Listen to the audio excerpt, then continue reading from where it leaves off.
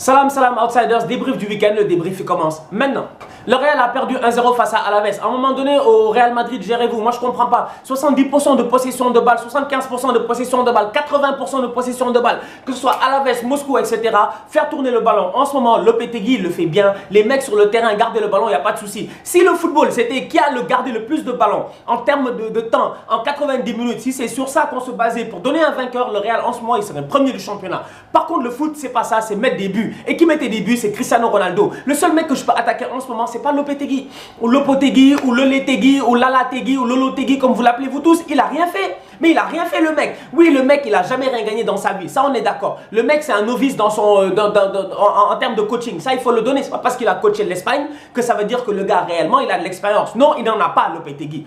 Mais derrière, un mec qui n'a pas d'expérience, tu lui donnes un club comme le Real Madrid, mais donne-lui des armes pour se battre. Tu as enlevé deux mecs qui sont vachement importants, Zinedine Zidane et Cristiano Ronaldo. Et je ne peux blâmer qu'un seul mec, Florentino Pérez. Autant Zizou, il est parti parce que Zizou avait envie de partir et il en avait marre. Ça, on n'y peut rien. Zizou a gagné 3 fois, il était fatigué, il était temps de partir, on est d'accord. Mais Cristiano Ronaldo, qu'est-ce qui t'a empêché de le renouveler? C'est ça que je veux comprendre. Qu'est-ce qui a empêché aujourd'hui Florentino Pérez de mettre les 34 millions sur Cristiano Ronaldo pour renouveler son salaire ou quoi que ce soit? Le mec en tant que tel, c'était 40 buts minimum assurés par saison. Cette année, quand tu vois les derniers matchs du Real, tu sais très bien qu'il manque un seul truc. Tu sais très bien qu'il manque un seul mec, c'est Cristiano Ronaldo. Il ne manque pas de Benzema ou de Bale, parce que Benzema et Bale, les deux ensemble d'ailleurs, si je ne me trompe pas, ils sont blessés. Ils sont à l'infirmerie en ce moment. Donc je te pose des questions. Qui va jouer maintenant? C'est des Mariano qui vont jouer. Donc aujourd'hui, je ne blâme qu'un seul mec, Florentino Pérez. Laissez Lopetegui tranquille. Ça sert absolument à rien de l'attaquer à gauche et à droite parce que le pauvre, ce qu'il fait en ce moment, il est en train de faire le maximum de ce qu'il peut. On va être sérieux. Le Real, c'est pas un club comme n'importe qui d'autre. Le Real, c'est pas un club comme n'importe qui d'autre. Les fans du Real, vous n'êtes pas des fans comme n'importe qui d'autre. Vous n'avez rien à voir avec les fans des autres clubs. Les fans du Real, c'est pas les fans de United. Non, les fans de United, s'ils avaient Lopetegui aujourd'hui, ils seraient debout devant Lopetegui en train de tout faire pour le soutenir. Vous en avez rien à faire, vous voulez des résultats. Mais pour le moment, je vous le dis depuis des semaines et des semaines, année de transition. Tu ne peux pas avoir perdu Zizou et Ronaldo et te lever un bon matin et penser que tu vas taper tout le monde en championnat. Parce qu'il n'y a pas une équipe qui tient mieux le ballon que le Real en ce moment. Mais sauf que tenir le ballon de manière stérile, ça ne sert à rien. À un moment donné, il faut marquer, il faut performer, il faut mettre des buts. Et en ce moment, il manque juste un joueur au Real, c'est Cristiano Ronaldo.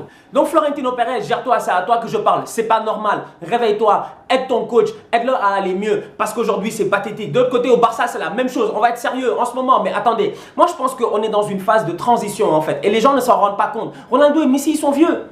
Ronaldo et Messi, ils sont vieux. La dernière fois, je parlais avec Lamine, mais Messi, il lui reste combien de temps? 2 ans peut-être max au top niveau. Après, il va se barrer du Barça. Quand il va se barrer du Barça, ils vont tomber dans la même merde dans laquelle le Real est en ce moment. Sauf qu'au Barça, au moins, ils pensent un peu à la relève. Au Barça, au moins, derrière, tu sens qu'il y a un turnover qui se prépare. Au Real, tu ne l'as pas. Et c'est ça le problème aujourd'hui. Et moi, je regarde ce Barça-là aujourd'hui. Qui s'en sort face à Valence, dans un match très compliqué où Valence, ils sont très chauds. Si Guedes ne sort pas en début de match là, parce qu'il se blesse bêtement, Guedes se blesse trop bêtement. Si Guedes est un peu plus calme, posé, et qu'il ne va pas forcer à récupérer le ballon sur un ballon qui est presque perdu, il ne se blesse pas. Et je pense que le Barça, ils s'en sortent pas. Parce que Guedes, Batshuayi, etc. en pointe, face au Barça, ils les ont fatigués. Maintenant, parlons de Gérard Piqué. On va être sérieux, Piqué, il n'est pas sérieux. Moi, je vous l'ai dit depuis des semaines. Moi, je sais pas. Piqué, moi, honnêtement, à un moment donné, il faudrait appeler Shakira peut-être pour lui poser quelques questions. Parce que Gérard Piqué, c'est un businessman, c'est plus un joueur de foot. Comment est-ce que le mec il rentre sur le terrain? En fait, Piqué a fait la même bêtise que Toni Kroos. Et le problème, c'est que c'est le genre de bêtises qui sont dures à rattraper après pendant 90 minutes. La semaine dernière, Toni Kroos face au CSK, après même pas 2 minutes de jeu, il te fait une relance bizarre sur Raphaël Varane. Le ballon est perdu, t'as un but du CSK. Là, il se passe la même chose encore une fois, où tu te poses certaines questions en te disant, qu'est-ce que fait Gérard Piqué? Que fait Gérard Piqué? Le ballon va passer, mais fais une tête. Si tu es capable de te baisser pour que le ballon passe derrière ton dos, c'est que tu es capable de faire une tête. Le mec qui se baisse, comme s'il était attaquant. En fait, expliquez-moi, il s'est baissé dans sa surface de réparation pour que le ballon passe comme si lui, il était un attaquant, comme s'il était Luis Suarez qui essaie de faire une déviation pour un Messi ou etc. C'est pas du tout sérieux à son âge, à son expérience. Faire des bêtises encore comme ça qui coûtent 3 points, ça coûte 3 points parce que je me dis dans un match compliqué, Valence aurait pu fatiguer le Barça s'en serait sorti sur le talent de Messi. Mais aujourd'hui, il n'y a que le talent de Messi qui permet au Barça réellement de tenir. Ça s'est vu face à Tottenham, ça se revoit encore aujourd'hui. Moi, du côté de la Catalogne, j'ai juste envie de vous dire un seul truc. Gérez-vous, restez posé, restez calme, parce que ne vous enflammez pas. Parce que je vous dis, cette phase de transition-là, bizarre que se fait dans le monde du foot en ce moment, les Madrilènes, ils ont commencé à souffrir avant vous. Peut-être que dans 2 ans, ça sera à votre tour. Contrairement à Benzema qui prend l'espace, mais de manière stérile, nulle et qui sert absolument à rien, il y a Luis Suarez, lui, qui prend de l'espace de manière pertinente. Maintenant, Suarez, moi, je ne sais pas s'il est dans une transition de devenir Benzema. S'il est dans une transition de devenir un Benzema, si tu es fan du Barça, tu dois avoir peur. Parce que pour le moment, ça va, il fait les bonnes déviations, les bons trucs, il laisse les ballons passer avec Messi, il fait les 1-2 et tout, mais à un moment donné, ça va vous coûter cher. Maintenant, la question, elle est simple, c'est de se poser en fait jusqu'à quel point est-ce que ça va durer, jusqu'à quel point est-ce que Luis Suarez va être aussi muet devant les buts. Est-ce qu'à un moment donné, ça va pas coûter trop cher? Parce que Messi tout seul, il peut pas, je suis désolé. Coutinho à côté, il essaie. Heureusement qu'au milieu de terrain, le Barça, ils ont un bête de milieu. C'est ça qui les sauve en ce moment. Contrairement au Real Madrid, en fait, où ils ont un milieu qui est plus ou moins, j'ai l'impression que les mecs ne sont pas motivés, ils sont vieillissants, ils ont pas envie. De l'autre côté, ils ont envie en fait. Les Arthur sur le banc, quand tu les fais jouer, tu sens que le mec quand même, je suis désolé, Arthur, il a du Xavi en lui, du Iniesta en lui. Ce qu'il lui faut, c'est du temps.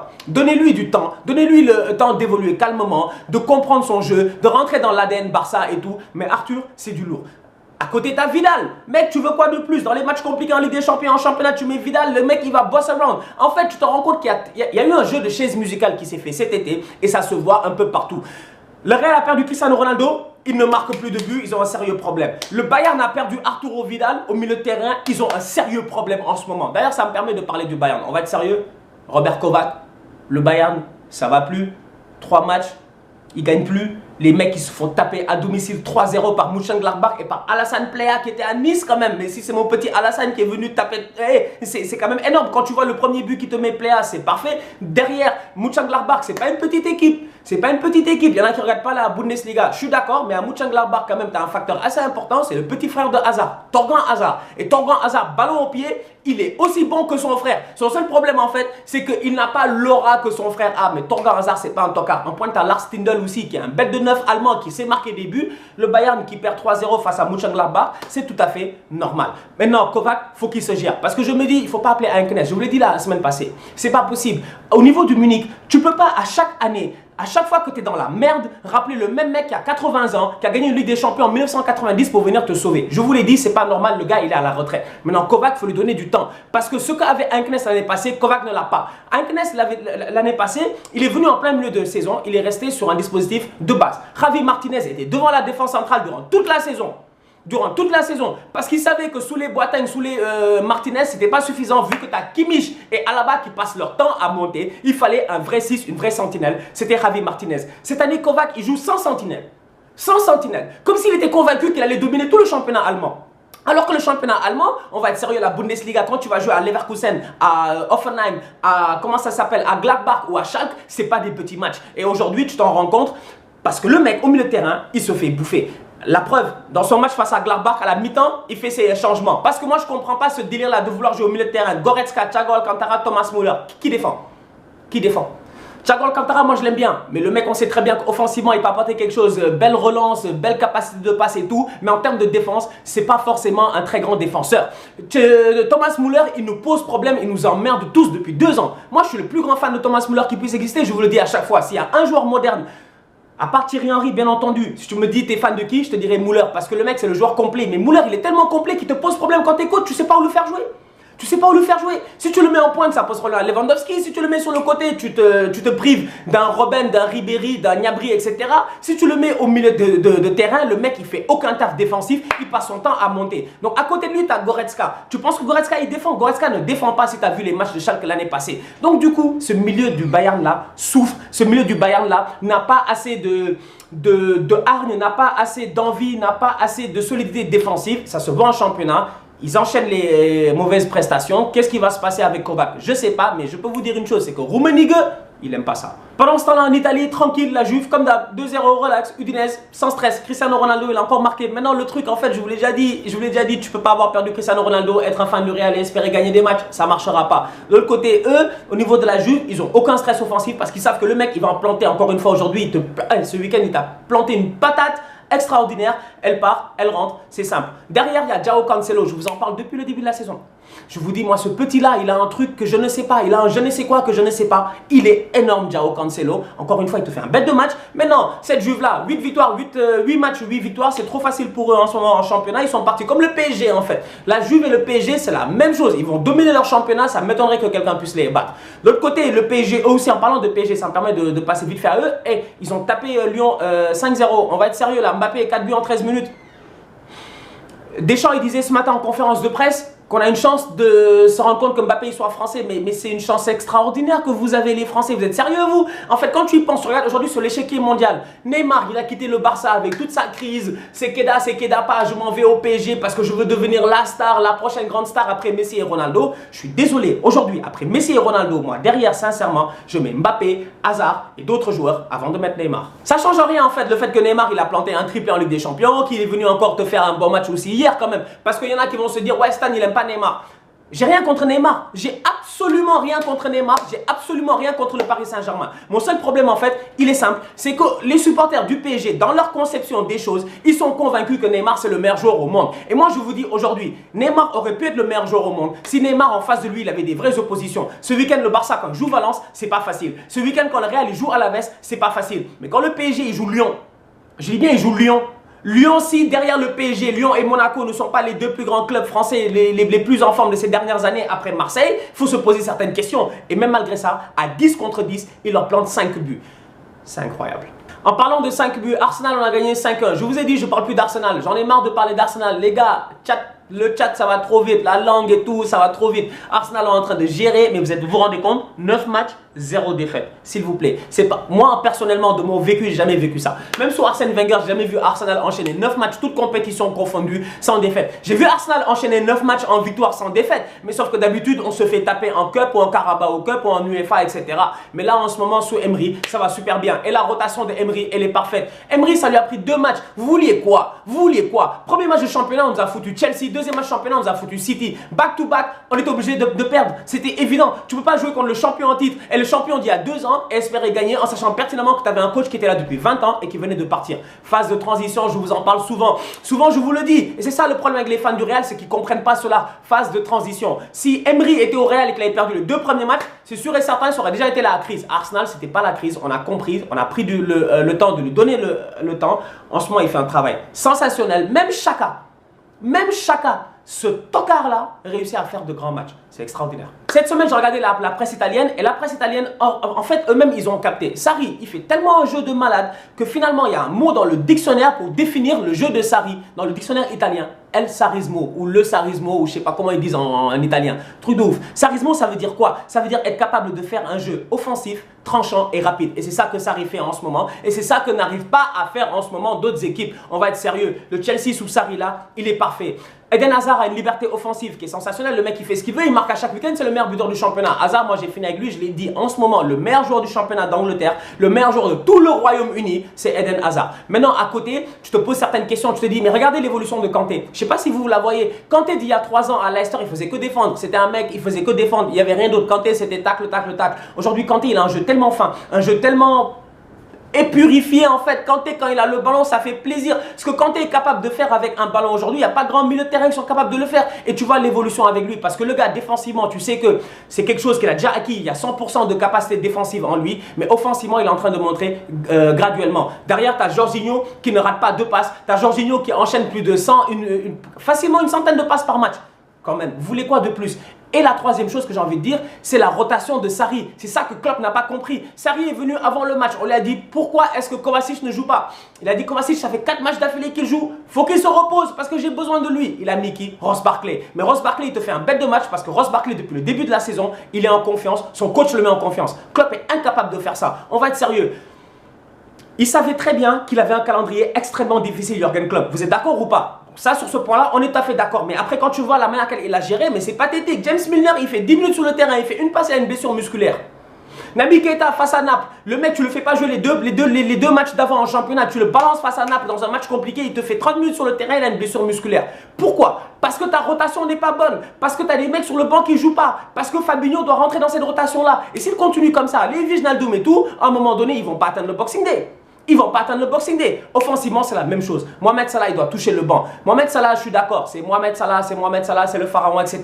Mais à un moment donné, toucher le banc, ça peut te réveiller, tu vois, ça te donne des idées. Tu te dis, ah merde alors, je suis pas au top niveau. Parce qu'en ce moment, Salah, il retarde Liverpool. Autant Mané et Firmino devant, ça fait plaisir. Autant Salah, il doit s'asseoir. Il faudrait que Shaqiri joue. Le Milan, ils ont encore gagné 3-0. Il n'y a rien à dire par rapport à ça. Là où ça devient intéressant, c'est de te poser la question à te dire, regarde cette transition qui a été faite au Milan. L'année passée au Milan, ils avaient un problème de neuf. Ils avaient André Silva, le Portugais. Tu te rappelles? Tu te rappelles? Ils avaient André Silva, le Portugais, là, le tocard, là, voilà. Donc tu regardes ça, tu te dis aujourd'hui, ils sont allés chercher qui? Le meilleur buteur du championnat ces dernières années. Bon, mis à part Edin Dzeko qui l'a gagné l'année passée, Gonzalo Higuaín. Maintenant, Gonzalo Higuaín, c'est simple. Quand les dirigeants de la Juve l'ont acheté, ils savaient pourquoi ils l'ont acheté. Ils voulaient un buteur. Maintenant, c'est là où je ne comprends pas l'attitude de Florentino Pérez qui a laissé Icardi à l'Inter. Parce que tu vois encore le match que Icardi fait ce week-end. Si l'Inter gagne encore ce week-end, c'est grâce à qui? C'est grâce à leur capitaine Mauro Icardi. Donc en fait, tu te rends compte qu'en Italie, en ce moment, ils ont des bêtes d'attaquants. Ils ont des bêtes d'attaquants. La Serie A, en ce moment, il y a des buts qui se plantent à chaque week-end. Et c'est ça qui ne se passe pas de l'autre côté, de l'autre côté au niveau de l'Espagne. Parce que le Real devant, c'est stérile. Le Barça devant, c'est stérile. Et tu te rends compte que réellement, la seule différence qu'il y a entre les deux, c'est parce qu'il y a Léo Messi. Maintenant, si on revient sur les Italiens, rien à dire. Naples, ils ont gagné, posé tranquille. Ils enchaînent en fait un deuxième match, deuxième victoire. Ils enchaînent encore après avoir battu Liverpool cette semaine en Ligue des Champions. Ça n'a pas été facile, mais le Napoli est là. Donc derrière, tu te poses des questions. Tu te dis maintenant, est-ce qu'ils vont réussir à rattraper la Juve? Ça m'étonnerait. 8 matchs sur 8, c'est compliqué à rattraper, mais ça rend le championnat intéressant. Liverpool et Manchester City, le match il était chaud, il n'y avait rien à dire. Encore une fois, match nul. Liverpool, ils enchaînent 2 matchs nuls d'affilée, Chelsea et Manchester City. Maintenant, City, bon, le match en tant que tel, il est intéressant. Liverpool, tu le vois, comme d'habitude, je vous l'ai dit.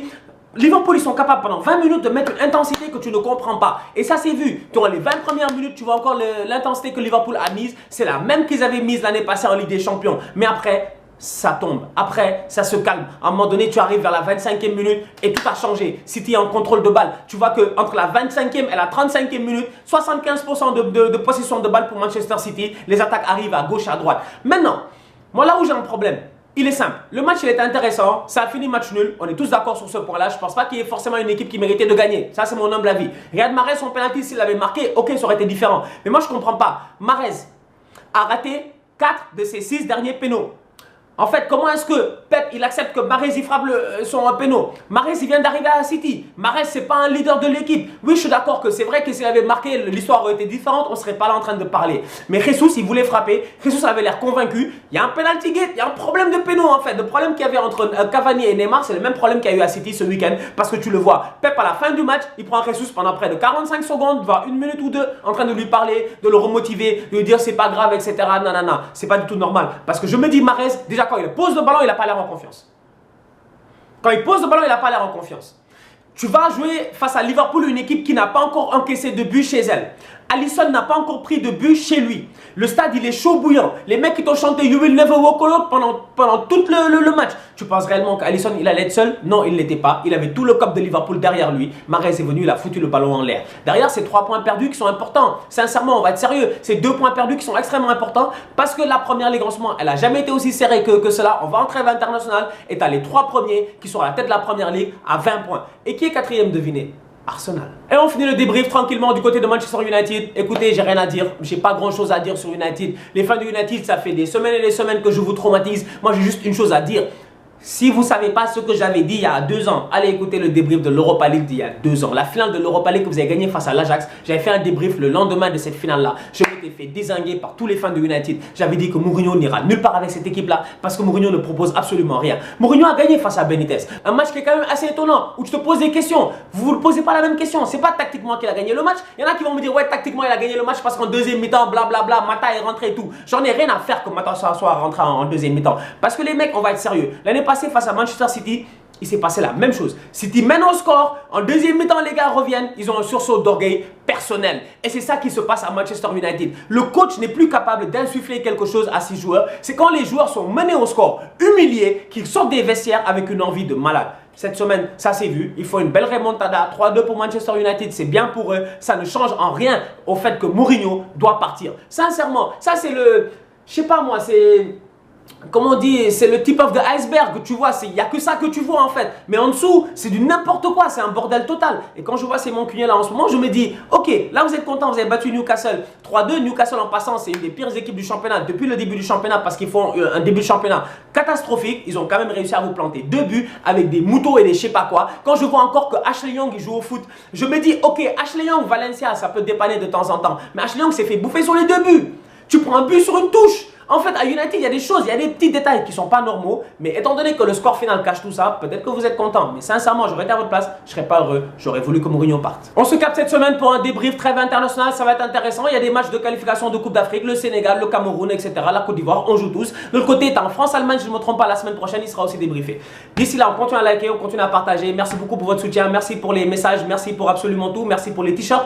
Vous en rendez même pas compte. On a reçu près de 400 commandes de t-shirts. C'est un truc de malade. Sincèrement, moi, je ne m'attendais pas à ça. Je ne m'attendais pas du tout à ça. Et moi, je l'ai toujours dit, quand tu achètes un t-shirt outsider, tu n'as pas juste acheté un t-shirt outsider, tu nous permets de nous financer, d'avancer, d'évoluer, et peut-être même d'aller au Cameroun carrément pour la Coupe d'Afrique et de faire, je vous dis, on va couvrir la Coupe d'Afrique directement en direct de Yaoundé, de Douala et de toutes ces villes-là. D'ici là, on continue à liker, on continue à partager, on est tous outsiders.